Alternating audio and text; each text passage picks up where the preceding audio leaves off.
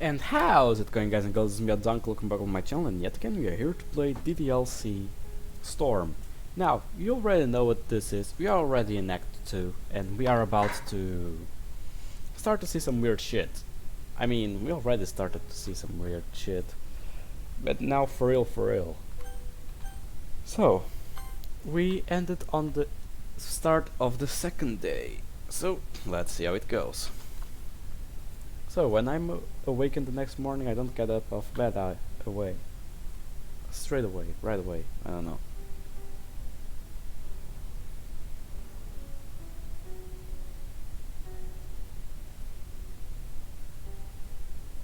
So, I lie there, smiling to myself, lazily stretching out, glorying in the certainty that today is going to be a good day. I see that Vernita is still sitting on my bedside table. I must be getting awfully absent-minded that I forgot to put her away. I'm so sorry for neglecting you. Here, I'll make it up to you. I roll up my left sleeve. Here you go. I use her to add another mark to the row of marks already on my forearm. I see contentedly to myself as I watch my blood run along my arm up to my rolled up sleeve. Whoops, I probably shouldn't get blood on my pajamas. Careful, Vernita, or you'll make a mess. Vernita, you're not a little one.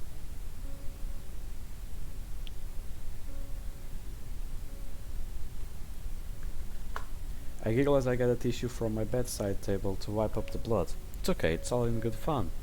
But I really do have to get ready for school now. Let's start off my new life with him.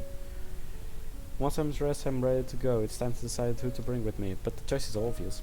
Thor! I grasp his purple handle and pull him down from the rack. His purple color fills me with confidence. I know he'll bring me good luck today. I hold him close to my face, admiring the pattern of lightning bolts across its surface. Mighty god of thunder, will you bring me a storm? Storm. But that word's familiar. It was important to me somehow. In a bad way. I feel unsettled again as I try to grasp this memory. I think it was a metaphor I created for something. Oh, you don't even imagine. It's something that went on inside my head. It was an interesting intensity that flew in my mind and overwhelmed my senses and my thoughts. It made me feel compelled to punish myself. I drop my knife on the floor and back away from it in panic. My breathing is getting more rapid and my heart is racing. What? What is this? What am I remembering? I was scared to get near my knives when the storm came. Why? Why would I be scared of my knives? It doesn't make sense. My knives bring me comfort. They bring me joy. I don't know. I don't know what's going on in my head. I don't understand any of it. But right now I'm having trouble calming myself. I try to wrench my mind away from those thoughts. I don't know where they're coming from, but it's clear that they are not good for me. I just keep telling myself that it's okay. It's okay that cutting myself is okay. It's nothing to be afraid of. The next thing I feel overwhelming guilt that I dropped Thor on the floor. I'm sorry. I go down to my knees in front of him and pick him up reverently. I'm really sorry, I don't know what came over me. I'll make it up to you. Here, I pull up my right sleeve this time, that its side hasn't gotten much. Thor makes a satisfied click sound as its blade becomes erect. I let him give me a small cut on my wrist. There you go. That's better, isn't it? I kiss the flat surface of its blade. It's okay. I'll still care for you, never doubt that. But I'm going to be late for school now. I really need to get going. I put his blade away and slip him into the new pocket on my uniform. Nothing of consequences happened all day. I spent the entirety of my classes looking forward to giving Luke his present. As I approach the literature club, I hear Natsuki's shrill voice. Please?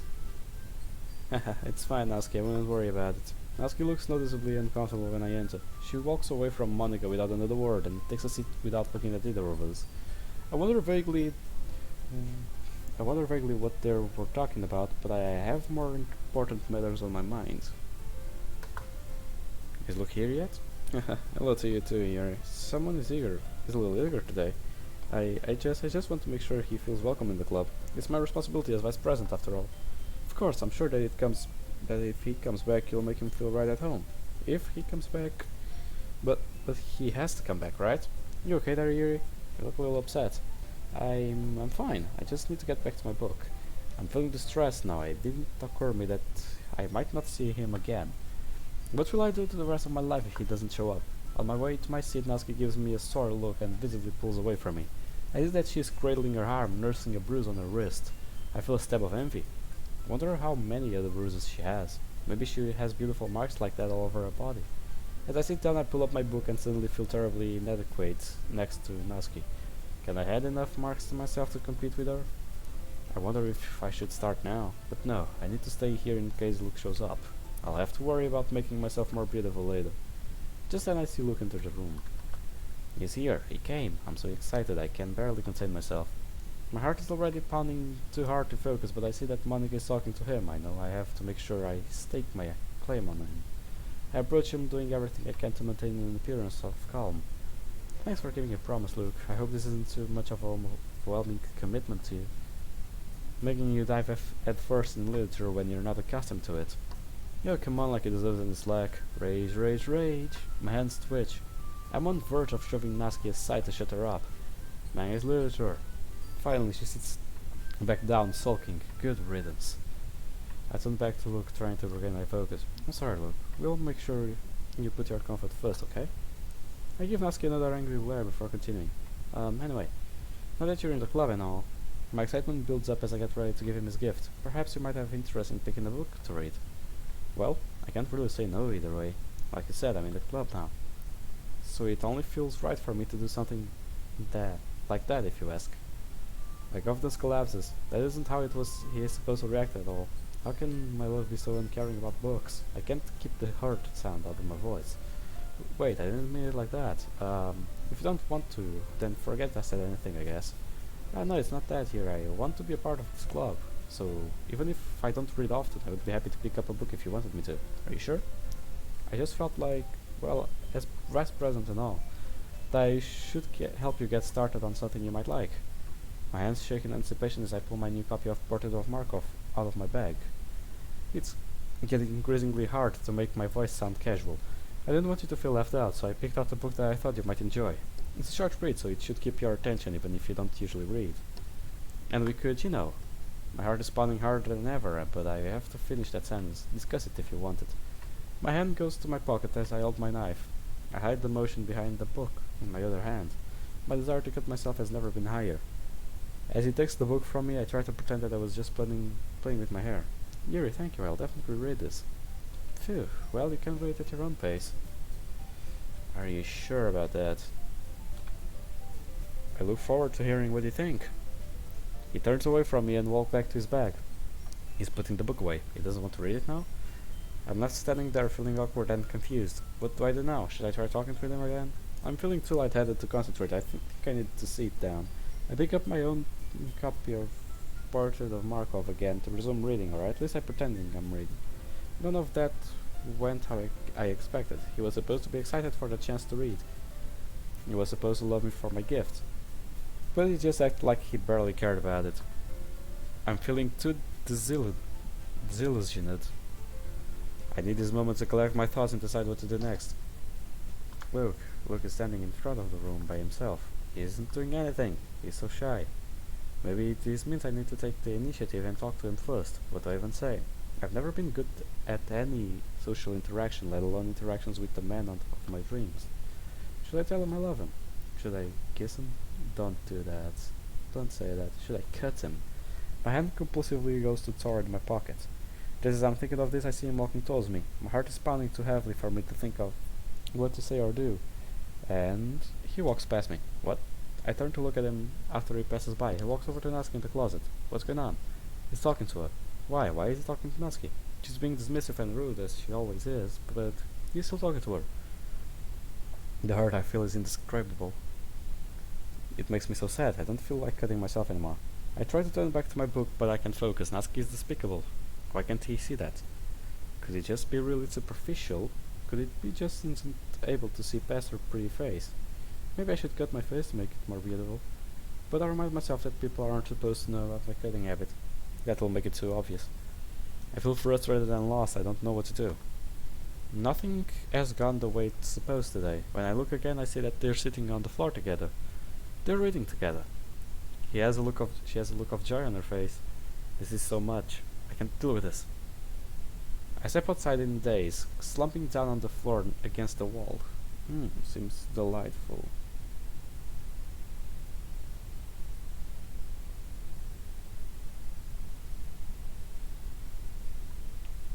Hmm.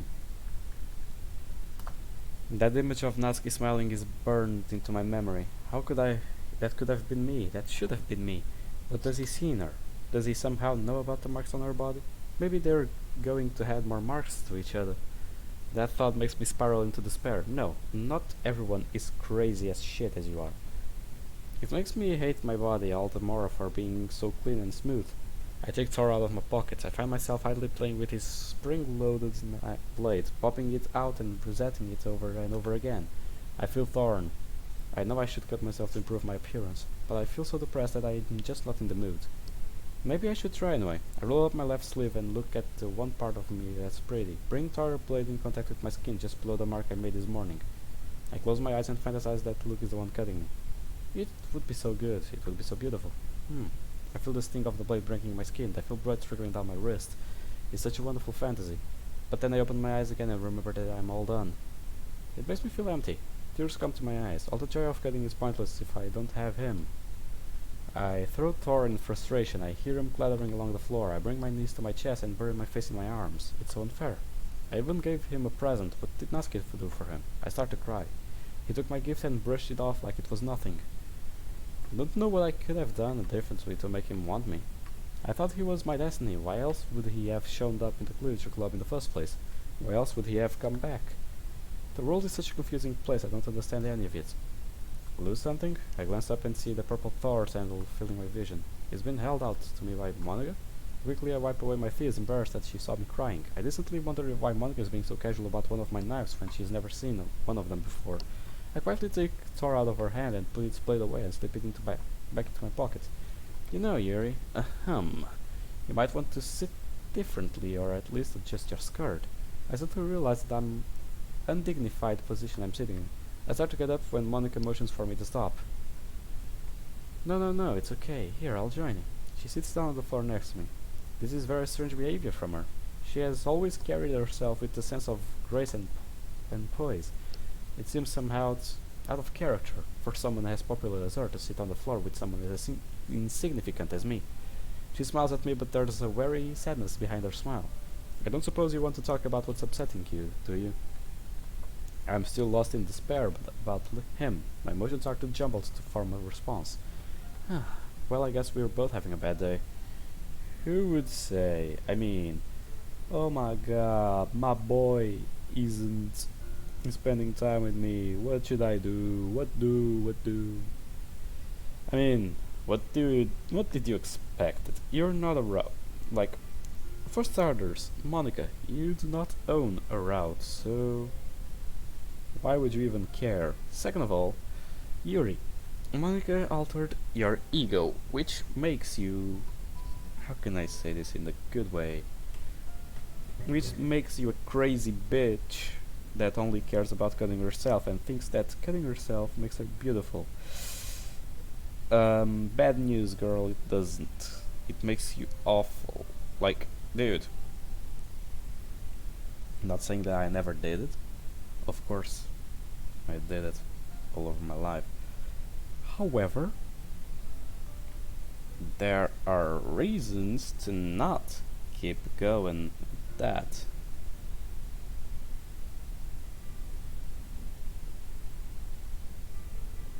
You just need to be... How can I say it? I don't know how to say it. But you need to control yourself a bit, at least at school. Well, let's keep going. I'm a little bit weirded about what could possibly have put someone like Monica in a bad mood. Monica being Monica. It's just that. It's just Monica being Monica. However, that is something unusual.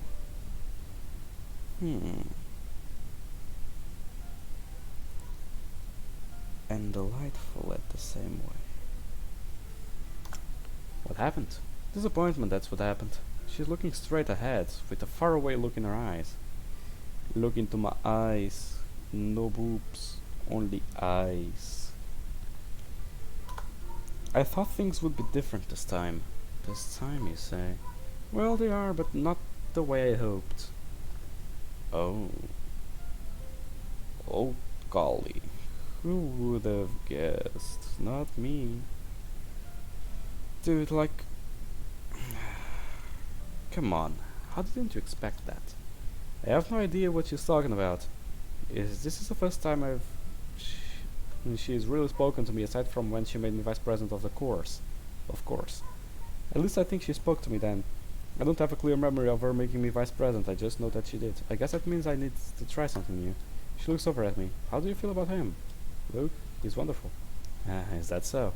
It occurs to me that she probably is looking for a more professional phrasal. I mean, I believe he will make a fine addition to our club.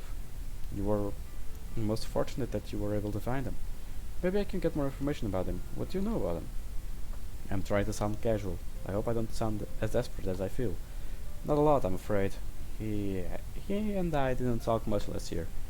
But you must know something, what he likes, what his interests are. Something that I can use to win over him. Wait.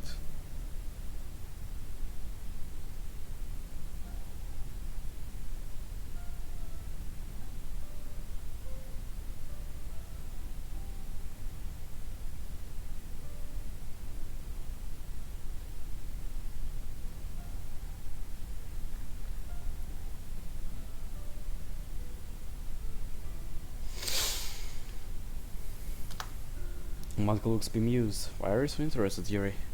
Looking at Monica's mild expression reminds me that she likely has no idea that Luke and I are destined to be together.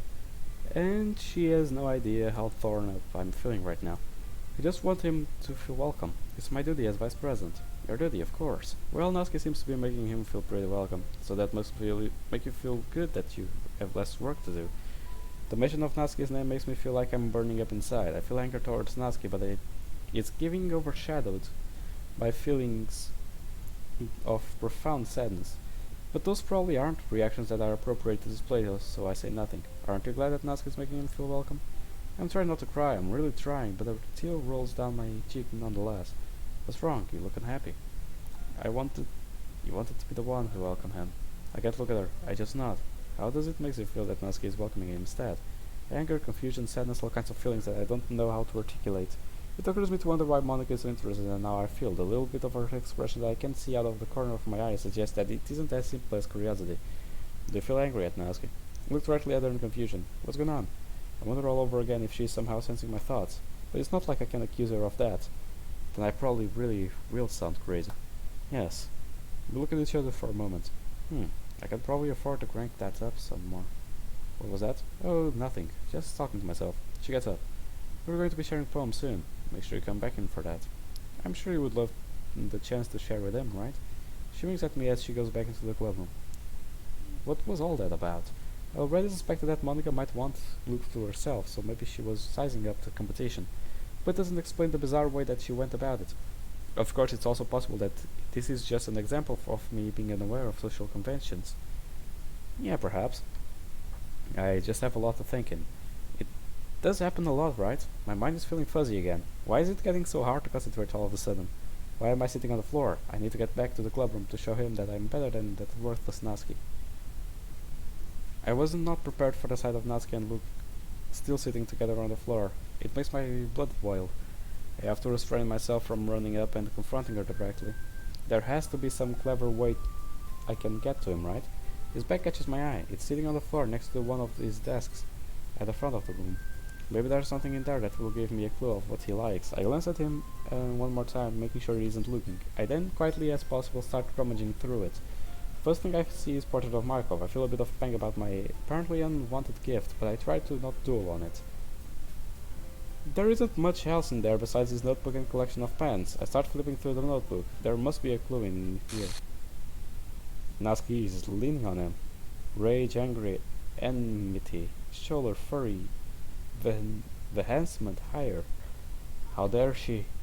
Oh jeez, Natsuki, are you okay? Natsuki just looks dazed, with glassy-eyed expression. Here, Monica throws a protein bar on the floor in front of Natsuki. With a look of desperate hunger, Natsuki crawls on her hands and knees to pick it up. She looks so pathetic, serves her right. Even as she's tearing the wrapper off, she looks irritable. I told you not to give... She stuffs it in her mouth. Don't worry, Luke. She's fine. It happens every now and then. That's why I always keep a snack on my back for her. Anyway, why don't we all share poems now? I'm still seething with rage at Natsuki's audacity, but I'm caught completely off guard when I see Luke approaching me. But I put all my energy into rearranging my features not to betray the anger I was just feeling. But he ignores me. He pulls a page out of his notebook and walks back to Natsuki again. The consternation I feel overwhelms my senses. You should be sharing with me first. Well, I guess we're sharing with each other first then. How dare she? That's more like it. But seriously, I don't suppose you would mind looking over my poem. I try to occupy myself reading the poem entitled Hole in the Wall. The haziness in my mind makes it difficult to concentrate, but it seems to be about being trapped in a place devoid the meaning, with hints of suffering but a determination to overcome. Why is he putting up with the rudeness? I can see from here that Natsuki is being very standoffish, almost actively pushing him away. You're careful there, you're crumpling my poem. Oh, sorry, I take some deep breaths and do my best to focus on what is in front of me. Is this related to the disappointment you mentioned earlier? You could say that. I know that I need to do, but I'm not sure about how to get there, you know? But on the way there, I figure I might as well have some fun. I don't understand. I know, that's intentional. It's nothing for you to worry about, Yuri. It's something I have to deal with on my own. You look like you have plenty of worry about anyway. She has a point. Luke is far more important for me than whatever Monica is dealing with. I should just put it from my mind. Did you remember to write a poem last night? Ah, yes, I'll get it. I retrieve my poem from my bag and hand it to her. As Monica is reading, I resume looking at Natsuki and Luke. I want to wipe that smug smell off Natsuki's face. I want to grab her by the throat and choke the life out of her. Though she is so small, she will probably snap like a twig. Well, this looks familiar. I guess this is the part where I tell you that to be more daring next time. More daring? Somewhere in the haze of my thoughts, I suddenly realize that Monica is giving me good advice. I'm feeling far too passive. Decided I take matters into my own hands. I can't wait for Luke to come to me. I'll have to force him to be with me. Only when then will he learn to love me. Yes, I'll be more daring. That's what I'll do. Thank you, Monica. You're very helpful. Ah, you're welcome. Well, I have a feeling you're about to become more entertaining than ever. Let's see how it goes. Natsuki is moving away from Luke. Now's my chance. I rush over to him, trying to hide my eagerness as I take his poem from him. I want to see the beauty his mind created, but his poem, so simple and cute. It looks more like something Natsuki would come up with. What's going on? Has she been influencing him already? Well, who knows? Maybe. Maybe yes, maybe not. Of course she has, like, the fuck. So, this part, he chooses Natsuki's run, which is new. Wait, give me a sec.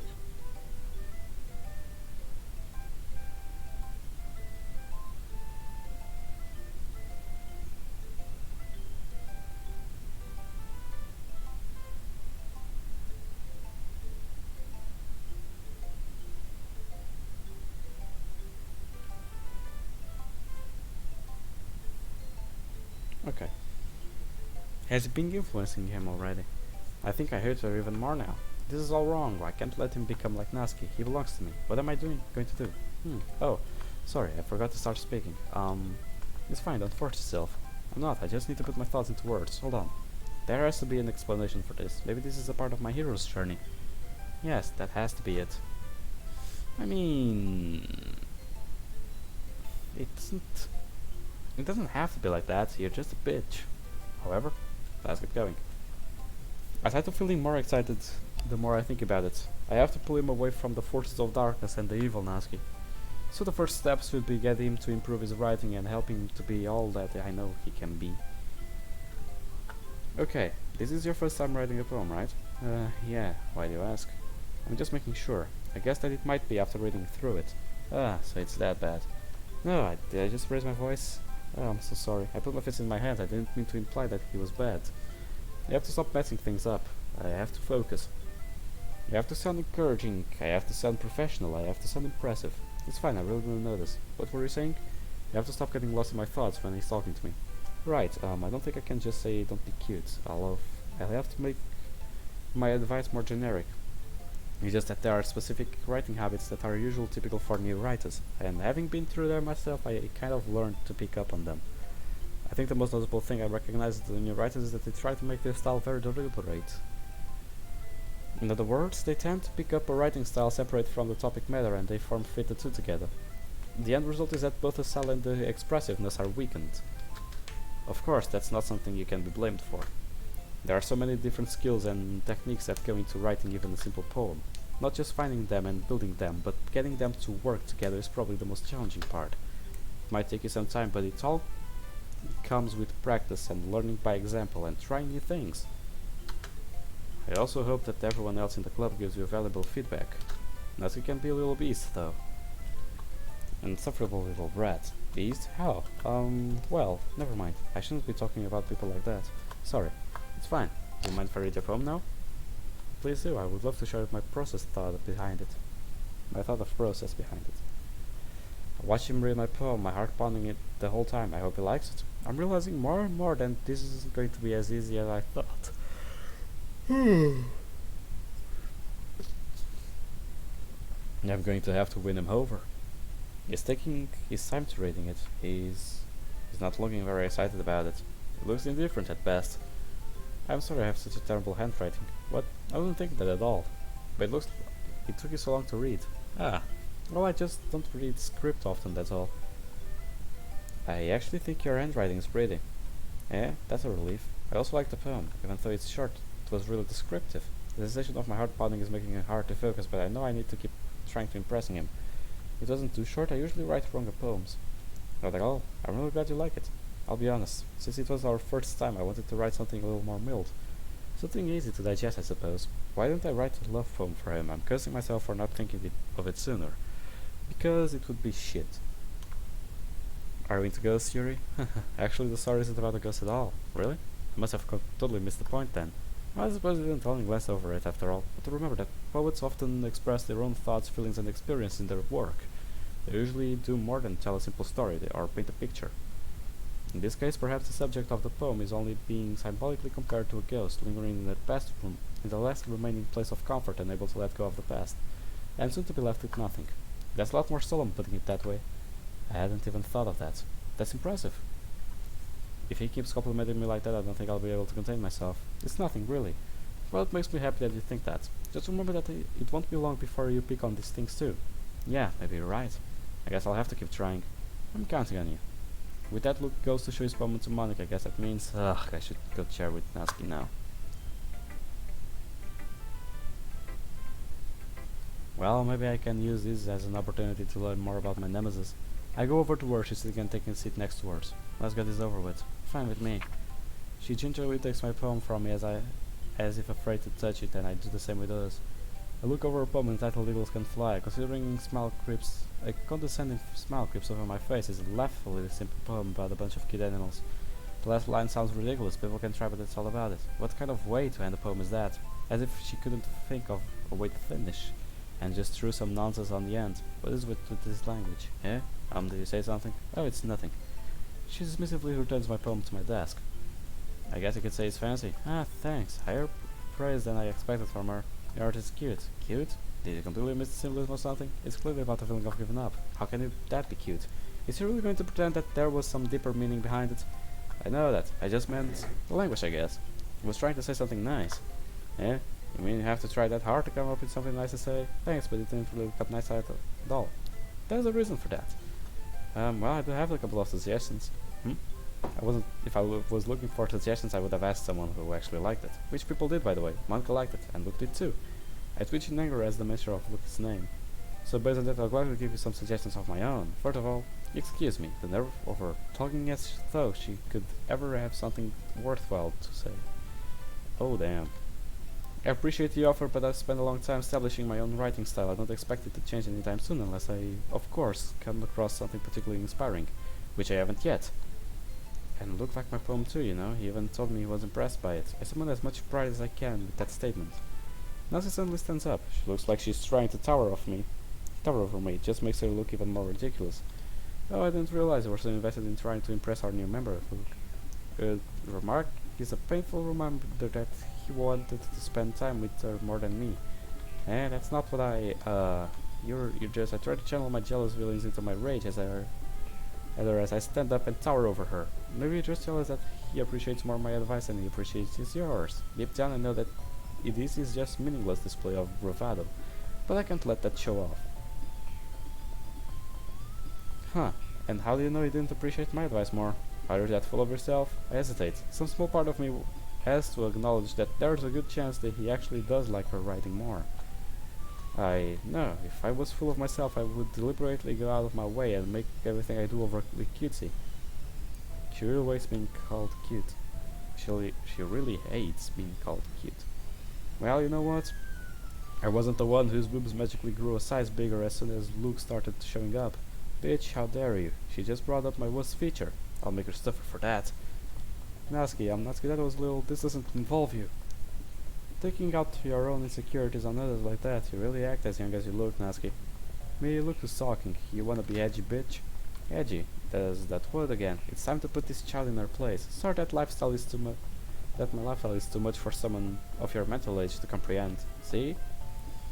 It's just saying that proves my point. Most people learn to get over themselves after they graduate middle school, you know? If you want to prove anything, then stop harassing others with your sickening attitude. You think you can counterbalance your toxic personality just by dressing and acting cute? The only cute thing about you is how hard you try. Whoa, be careful, you might cut yourself on that edge, Yuri. Oh my bad, you already do, don't you? Holy fuck, that was a good one. She knows, she knows. Why wouldn't she? I mean, you make it pretty obvious in this route. In Act 2 you make it kinda obvious.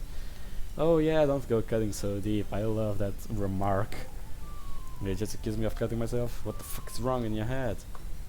Yeah, go on. Let him hear everything you really think. I'm sure he'll be head over heels for you after this. So that knows that he is watching our argument with a look of concern. Ah. She's just trying to make me look bad. That's not true. She started it. I wish she would just shut up. Where did he go? You did this. Huh? He's supposed to be mine and you ruined it. You think you can take him away just because you're more beautiful than me? The hell? Knife in my hands. I don't remember pulling it out. I'll kill you. Well, I know that she actually doesn't die, but me? It hurts. I can't breathe. Where am I? Why am I lying on the floor? I'm in the club room? What happened? Everything seems to be moving in slow motion. I can't breathe. With great effort I take an agonized breath. The pain it brings back some ability to focus. I see something purple on the floor at the edge of my vision. I instinctively reach out and feel the familiar grip of Thor's handle. There's blood on his blade. Why does it hurt so much to breathe? My lungs and my abdomen feel like they're on fire. Did I stab myself? I don't see any sign of a wound. Everything is still moving slowly, but it feels like I'm gradually becoming back to normal speed as I struggle to pull myself up to my hands and my knees. How long have I been lying here? Has it been hours, or just minutes, or seconds? I hear the sound of the clubroom door slam, followed by running footsteps in the distance. Everything hurts so much, I barely have the strength to pull myself into a chair. Seems to be only the one in the room. I still doubled over. It hurts too much to straighten up. But with the pain comes some clarity. Did I kill Natsuki? Panic overtakes me. What did I do? What did I do? What happened to me? I didn't mean it. I would never do such a thing. But I did. I carried out an act of violence against another human being. I actually used one of my knives to attack someone. I was angry at Natsuki, of course, but why would I go against values I've carried for my entire lifetime? I didn't mean it. It's like a total chance to suddenly came over my personality. I even swore I used the F word. I didn't mean it. I didn't mean it. I didn't mean it. Yuri? Look, I didn't mean it. I believe you. Look, please don't hate me. Please. I'm not like this. There's something wrong with me today. It's fine, Yuri. Monka's here too. We know you didn't mean it. Besides, I'm sure Natsuki will forget about this by tomorrow. Completely. Natsuki, she's alive. But then what happened? Where is she? Why would she forget about what I just did? I have so many questions that I don't know how to even begin asking. Anyway, the meeting is over. You can go home now if you want. I start to stand, but I realize that I still have Thor in my lap. I stay hunched over, hoping that Monica and Luke didn't notice. I still need to talk to Luke. I have to see if there's some way to salvage our relationship. You can go first, Monica. I would like to stay a little bit longer. I'm the president, so I should be the last one out. I'll wait for you to be done. She's looking at me expectantly. Is this still part of some scheme to steal him away from me? Well, I'm vice president, so please let me take the responsibility today. It kinda sounds like you don't want me around or something, Yuri. She's sounding suspicious. What do I do? It's not that. It's not that. I just didn't get much of a chance to discuss my book with him. It would be embarrassing with your listening. I'm sure I sound rather feeble right now. There is no way this will convince her. Guess I don't really have a choice, do I? Or could I be wrong? I'm sorry for causing trouble, but I really appreciate you understand. I'm home?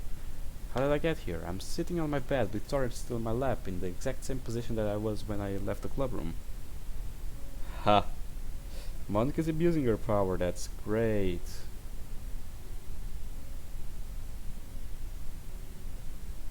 I actually enjoy this. This is good. Atsuko? Okay. It's as if I was somehow magically transported here, but that's impossible, right? Depends.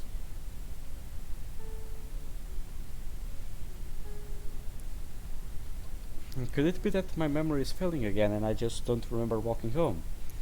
But that raises even more questions. Did I didn't get to talk to him? What did he say? I wish I could remember, but why can't I remember? How did I leave the room without anyone noticing the blood on my uniform, for that matter? How did I get home at all? I'm still in a lot of pain. I struggle to my feet. I need to inspect myself and find out how bad the injury is. Okay, let's see. I slowly stagger to the bathroom, holding Tar in one hand and clutching my abdomen with my other. Ooh, that doesn't look good. I take off my uniform and I can see myself better. That bruise, it wasn't there this morning, right? I guess that's the sort of the pain I'm feeling. I close my eyes trying to remember what happened. Bits and pieces are coming back to me. Natsuki. I knocked her on the floor. I was trying to stab her, but she fought back. I look at my wrist, there are bruises there too. I guess there was too much adrenaline in my system for me to notice the pain earlier. But now that I take a closer look, they're finger marks. She grabbed my wrist, she was trying to stop me from using Thor on her. I didn't expect someone so small to be that strong. And she kicked me. She kicked me hard in the stomach, it's the last thing I remember. But then, where did the blood came from?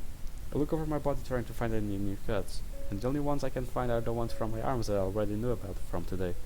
The pattern of blood on the blade suggests that I was pushed straight in. I'm straining to remember the details of those few seconds we were fighting, but it was so chaotic, I'm not sure. I think I did push the knife into something. Does that mean... Is this Natsuki's blood? At the time I was too frustrated about being unable to cut the throat to pay attention of where the knife was going. Apparently she was able to run out of the room afterwards, so I couldn't have hit anything vital. I held the blade up in front of my face. I've never seen someone else's blood up close before. There's something alluring about him, something mesmerizing, something intoxicating. Before I know it, I've put the blade between my lips. I run my tongue over it, tasting Natsuki's blood, letting it swish around in my mouth, savoring the flavor. Is my imagination or does it taste sweeter than mine? With a decisive motion I cut into my tongue. I allow my blood to mix with Natsuki's. It brings all kinds of strange thoughts and images to my mind. It makes me feel powerful. As I swallow our blood, it makes me feel aroused. Wait, what? Where is that feeling coming from? I'm disgusted by the realization that I'm expressing sexual thoughts about her. She's my enemy. How can I allow myself to feel such a thing? But now that I think of... She and I marked each other today. She gave me bruises and I cut into her. It is by far the most intimacy I've ever experienced with another human being. No, this is all wrong. I can't have an experience like this with Natsuki before I get to have it with him. If Luke is my destiny, this shouldn't be possible, should it? What if I'm somehow reigning my destiny? I feel myself sinking into despair. What if this means I'm going to be back alone forever now? No, I can't let that happen. It's not his fault, anyway. She's the one doing this. I think I hate her more than ever now. She's like the villain out of one of my fantasy novels.